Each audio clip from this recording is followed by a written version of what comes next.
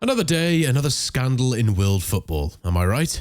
Just before Barcelona took to the pitch for their Europa League clash with Manchester United this week, news broke that the La Liga giants were under investigation for payments made to a former referee and member of Spain's referee technical committee, Jose Maria Enriquez Negreira. Negreira owns a company called Dasnil 95 SL, and it is alleged Barcelona paid the former La Liga referee around €1.4 million between 2016 and 2018. So stay with us to hear all about it. First of all, let's have a bit of background. Dasnil 95 SL are a sports consultancy firm who advise clubs on issues such as how their players should behave in front of referees, among other things. Of course, the firm is headed by former Primera Liga referee Enriquez Negreira, who also happened to sit on Spain's referee technical committee until 2018. It doesn't take a genius to figure out how the optics look on this one. So, what's the investigation all about? Earlier this week, Spanish news outlet Cadena Ser published an article which blew the lid off the whole sordid affair. Their sensational headline read, "Prosecutors investigate the company of a former VP of referees who received consulting payments from Barcelona while in his post as referee administrator." The report goes on to suggest that between 2016 and 2018, Barcelona parted with payment to the tune of €1.4 million for Enriquez Negreira's services, but as of yet, they are yet to be charged. The investigation is still in its infancy, so that could easily change, mind you. I mean, ethics, anyone? We all know bad ethics is a virus that spreads through any organization, corrupting everything in its path, right? With Enriquez Negreira's ties to the very top of Spain's refereeing organization, it's easy to see how this looks, and considering Barcelona's good form this season, which seems as though it will culminate in their first La Liga title in 4 years, accusations are only going to grow exponentially. Like a snowball rolling downhill, we can probably expect this situation to worsen for all parties in the coming weeks and months. Do you think members of the referee technical committee should be allowed to advise professional teams? What are these services Enrique Negreira provided then? You've probably worked for a company at some stage in your life, right? Well, on occasion, that company might hire an outside consultant. Nothing wrong with that, I'm sure you'll agree. Jose Maria Enrique Negreira isn't just any outside consultant though. He is intrinsically linked to the inner workings of officiating throughout the Spanish game, and has been for decades. It's true that Negreira doesn't officiate anymore and hasn't for some time, but he did sit on the technical committee while these alleged payments were rolling in. Negreira himself has claimed that he was employed in an advisory role, where his work consisted of verbally advising the 26-time Spanish champions. Talk about a can of worms. Negreira reportedly advised Barca and their players on how they should behave when addressing referees during Primera Liga games. Unfortunately, no one was on hand to advise Barcelona and Negreira on how to behave ethically. Many teams around the world employ these sorts of specialists to come in and advise on different scenarios. However, most of these specialists don't simultaneously sit on their respective countries' refereeing committees. Had he simply advised Barcelona informally and not made any money out of it, we wouldn't be having this conversation today.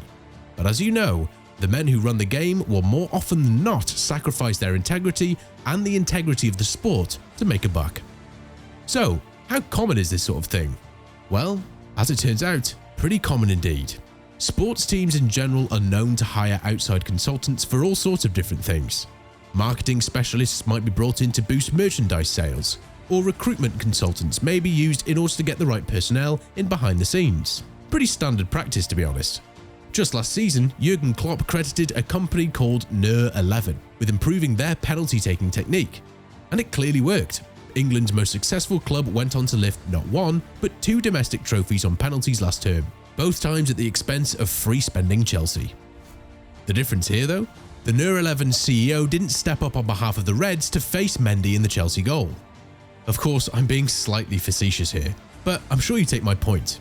Another Premier League side, Arsenal, are a media juggernaut. For this, they have an outside consultant to thank. Sports digital consultant and journalist Richard Clark handled their media strategy for years, whilst not being directly employed by the club. Again though, he had no links whatsoever to Mike Riley or any other referee in English football.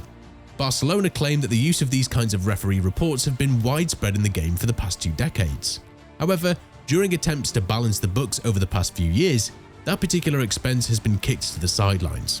I guess that's what happens when you're throwing 1.4 million euros at ex-referees. Give us your thoughts on outside consultants below. What have Barca said about it all then?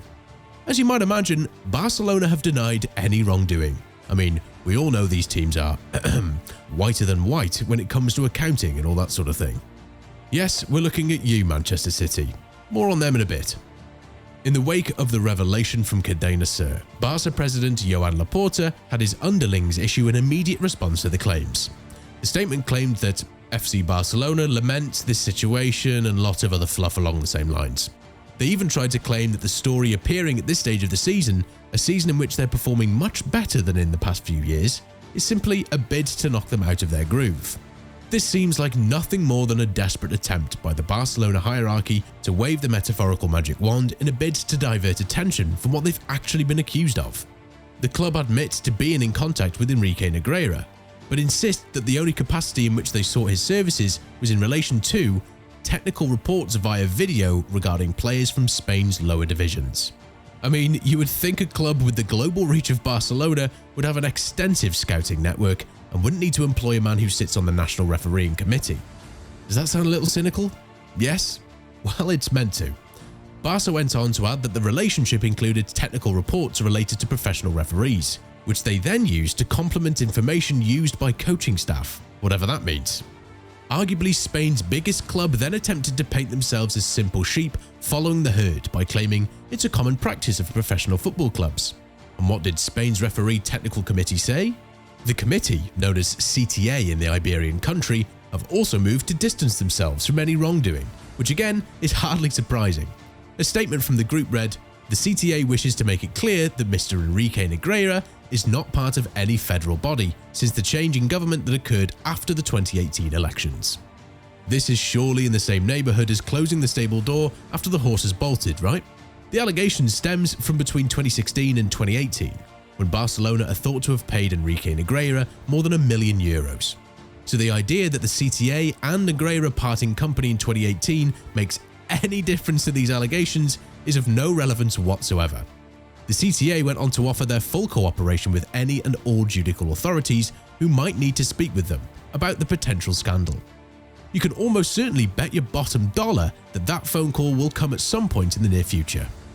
In a bid to salvage a modicum of respectability, the CTA then, quite hilariously, claimed that no referee or member of any of the CTA's bodies can undertake work that is susceptible to conflicts of interest. Okay then, I suppose we're all just supposed to believe that claim, which in essence is as thin as paper. What will happen going forward?